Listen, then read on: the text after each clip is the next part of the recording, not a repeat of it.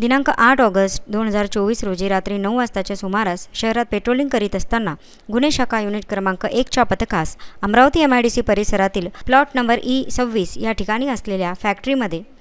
काही इसम आपल्या आर्थिक फायद्याकरिता अवैधरित्या बनावटी देशी दारूची निर्मिती करीत आहेत अशी गुप्त बातमीदारांकडून खात्रीलायक बातमी मिळाली होती। त्यामुळे लागलीच वरिष्ठांना माहिती देऊन सदर पथकाने 2 शासकीय पंचांना सोबत घेऊन मिळालेल्या माहितीप्रमाणे अमरावती MIDC परिसरातील प्लॉट नंबर E26 या ठिकाणी जाऊन फॅक्टरीमध्ये रेड केली असता सदर ठिकाणी हर्षवर्धन रमेश सपकाळ वय वर्ष 42 राहणार मोतीनगर बगीचाजवळ अमरावती, सागर सुरेश तिवारी वय वर्ष 43 लॉर्ड्स हॉटेलच्या मागे गणपतीनगर अमरावती, योगेश विकास प्रधान वय वर्ष 24 काम मजुरी राहणार गल्ली नंबर 9 किरण नगर अमरावती हे 3 इसम आपल्या आर्थिक फायद्याकरिता सदर ठिकाणी देशी दारू बॉबी संत्रा आणि देशी दारू टँगो पंच कंपनीच्या देशी दारूच्या नकली मालाची निर्मिती करताना रंगे हात पकडले गेले। सदर ठिकाणी आरोपी अहमदनगर येथे असलेल्या बॉबी आणि संजीवनी देशी दारू संजीवनी डिस्टिलरी सहकारी महर्षी शंकरराव कोल्हे सहकारी साखर कारखाना लिमिटेड तालुका कोपरगाव जिल्हा अहमदनगर महाराष्ट्र येथे निर्मित होत असलेल्या देशी दारू बॉबी संत्रा आणि देशी दारू टँगो पंच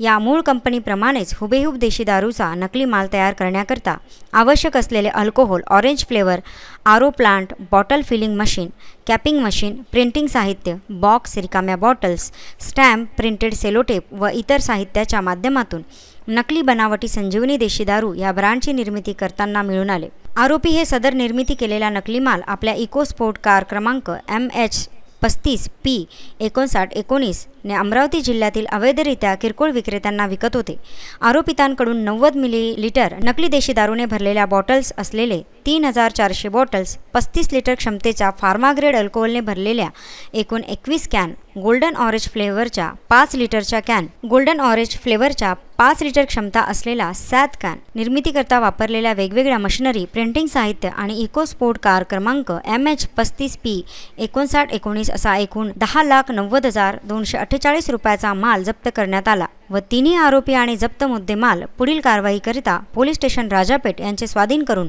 आरोपितांविरुद्ध गुन्हा नोंदविण्यात आलेला आहे। सदरची कारवाई माननीय श्री नवीनचंद्र रेड्डी पोलीस आयुक्त अमरावती यांचे शहर आदेशाने श्रीमती कल्पना बारवकर पोलीस उपायुक्त मुख्यालय व श्री गणेश शिंदे पोलीस उपायुक्त परिमंडळ क्रमांक 2 अमरावती शहर तथा श्री दत्तात्रय भवर सहाय्यक पोलीस आयुक्त राजापेठ विभाग यांचे मार्गदर्शनाखाली श्री गोरखनाथ जाधव वरिष्ठ पोलीस निरीक्षक गुन्हे शाखा युनिट क्रमांक 1 सहाय्यक पोलीस निरीक्षक मनीष वाकोडे, योगेश इंगळे, अनिकेत कासार, पोलीस उपनिरीक्षक प्रकाश झोपाटे, पोलीस हवालदार फिरोज खान, सूरज चव्हाण, अमोल मनोहर, निखिल गेडाम, अनिकेत वानखेडे, फोटोग्राफर श्री सुधीर गुडदे, चालक अलिमुद्दीन खातीम यांनी केले आहे। काल संध्याकाळी मिळालेल्या गोपनीय माहितीच्या आधारे अमरावती क्राईम ब्रँचच्या अधिकाऱ्यांनी या ठिकाणी एक MIDC मध्ये फॅक्टरी आहे त्या ठिकाणी अवैध दारू बनवत आहे अशी माहिती मिळाल्यावरून त्या ठिकाणी छापा टाकला। रितसर कायदेशीर कारवाई केल्यानंतर असं समजलं की या ठिकाणी संजीवनी ब्रँडचा अवैध जो आहे निर्मिती करण्याचा ते आरोपी तयार करत होते आणि ते त्या ठिकाणी त्यांच्या ताब्यामध्ये पॅकिंग मटेरियल, त्याच्यानंतर मोठ्या प्रमाणात दारू बनवण्याचं साहित्य ज्याच्यामध्ये रॉ मटेरियल असतो अल्कोहोलचा हे मिळालेलं आहे आणि त्या ठिकाणी असं आढळलं की हे लोक संजीवनी ब्रँडचे लेबल छापून बॉक्सेस तयार करून बॉटलिंग करून या ठिकाणी देशी दारूचे काही मोठ्या प्रमाणात पॅकिंग करत होते आणि हे मागच्या काही दिवसापासून सुरू असून हे अवैधरित्या हे दारू मार्केटमध्ये विक्री करत होते अशी माहिती मिळालेली आहे। तर ह्यामध्ये गुन्हा दाखल करण्यात आलेला आहे पोलीस स्टेशन राजापेठ येथे। त्याच्यामध्ये दारू महाराष्ट्र दारूबंदी जे प्रोहिबिशन ॲक्ट आहे त्याच्या गुन्ह्यासोबतच BNSचे कलमसुद्धा लावण्यात आलेले आहेत ज्याच्यामध्ये चिटिंग आहे, फोर्जरी आहे आणि 328 जो जुना सेक्शन होता त्याच्यामध्ये याच्यामध्ये लावण्यात आलेला आहे आणि याच्यानुसार पुढील तपाससुद्धा करण्यात येईल। याच्यामध्ये कोण इन्व्हॉल्व होते, कोण याच्यामध्ये विक्री करत होते आणि कोण यांना रॉ मटेरियल पुरवत होतं आणि इलिगल मॅन्युफॅक्चरिंगला यांना कोणी मदत केलेली आहे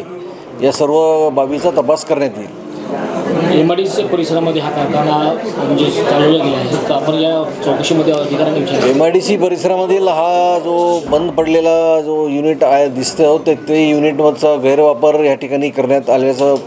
प्राथमिक तपासात किंवा याच्यामध्ये निष्पन्न होत आहे. याच्यामध्ये कोणी सहकार्य केलं, कशाच्या आधारे केलं आणि ती जागा का वापरायला दिली, तर त्या संबंधित लोकांची सुद्धा तपासामध्ये चौकशी करून पुढील कारवाई करण्यात येईल. आमच्या यूट्यूब चॅनलला सबस्क्राईब करा आणि फेसबुक पेजला आणि इंस्टाग्राम ID ला फॉलो करा.